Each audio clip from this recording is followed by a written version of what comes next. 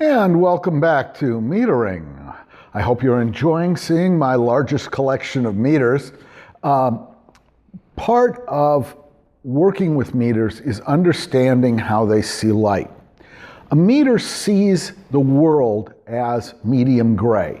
Not that different from the gray I'm sitting in, maybe a little bit darker. And it wants to make every single thing that it sees medium gray if it's a reflected meter. So a reflected meter is like the Westons we just saw, where it's metering the light bounced off a subject. This meter happens to be sort of a copy of the Weston meter made by Siskin. We're going to talk about Siskin for just a moment in these meter videos. They made a lot of meters. Oh, a lot of meters.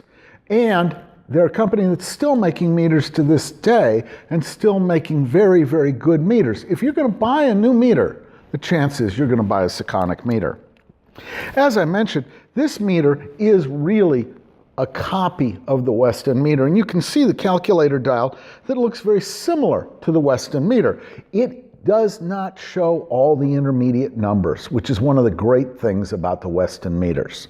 Still, it's a very useful item, and this one that I'm holding in my hands is probably from the 1960s, and it still works, unlike a lot of us who are from the 1950s. Anyway, terrific piece of equipment and a terrific company that makes great meters and has done so for many years. This meter is looking at that middle gray world. A spot meter is looking at that middle gray world, but there's another way to meter. Instead of the light reflected off of a subject, you can meter the light that falls onto a subject. So if I was trying to figure out a meter reading for me right now, I could have this meter, which reads the light falling on the subject, sitting here where I am, and the numbers that it gives me would be numbers for exposing me, and I would fall into what we would call my natural values. So for instance, if there was a person sitting here with much, much, much darker skin, the value readings would be the same on the meter. It doesn't matter what's behind the meter. What it's reading is the light falling onto the meter. This is called an incident meter reading. The other meter reading is called a reflected meter reading. Pretty early in Siskin's history, they started to push more and more and more incident meters. So this is not actually a Siskin meter. It looks like one, but it's a Norwood. What Siskin did was they went out and made meters that are very similar to those old Norwoods. I think the Norwood was actually a cinema meter. These were made for still photography. Now, this one happens to have the reflected grid on it. So this is being used to read the light reflected off of the subject. Right now, this meter is designed to meter the guy who's filming me, David. Hi, David. Wave at the people, David. This meter right now is designed to meter the light falling on me. Both are valuable pieces of information.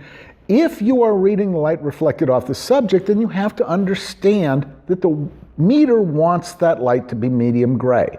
So if your subject isn't medium gray, and we're talking in density, not in color, if you're reading a white subject, or you're reading a black subject, or you're reading a dark gray subject, that meter reading is how to make that value middle gray. So if you're reading a very light subject, you have to overexpose that meter reading. If you're reading a very dark subject, you have to underexpose that meter reading. But if you were taking an incident meter reading, the subject would fall into its natural values. Great for the studio, just terrific for the studio. But remember, if you're using this in the field, an incident meter reading must be taken where the light is the same as the light falling on the subject. If you've got a cloudy day, that could be a problem. Siskin's new meters have incident meter reading, and many of them, like this one that I showed you in an earlier video, also do spot meter reading. So I could take a meter reading on just David over there, or I could take a meter reading on the light falling on me. These meters, the L398, And this earlier Siskin copy of a Weston, once again, they're using the photovoltaic cells. So these meters never need batteries. They're with you wherever you happen to be. This thing demands some AA batteries, but it is much, much, much more accurate in low light, and it gives you a lot more detailed information about the light reflected off your subject, and this is really important, it'll read strobes. So if you're working with electronic strobe light, this is a meter reading that will give you accurate information, whereas none of these other meters are able to read strobe. Thank you very much for joining us again with meters.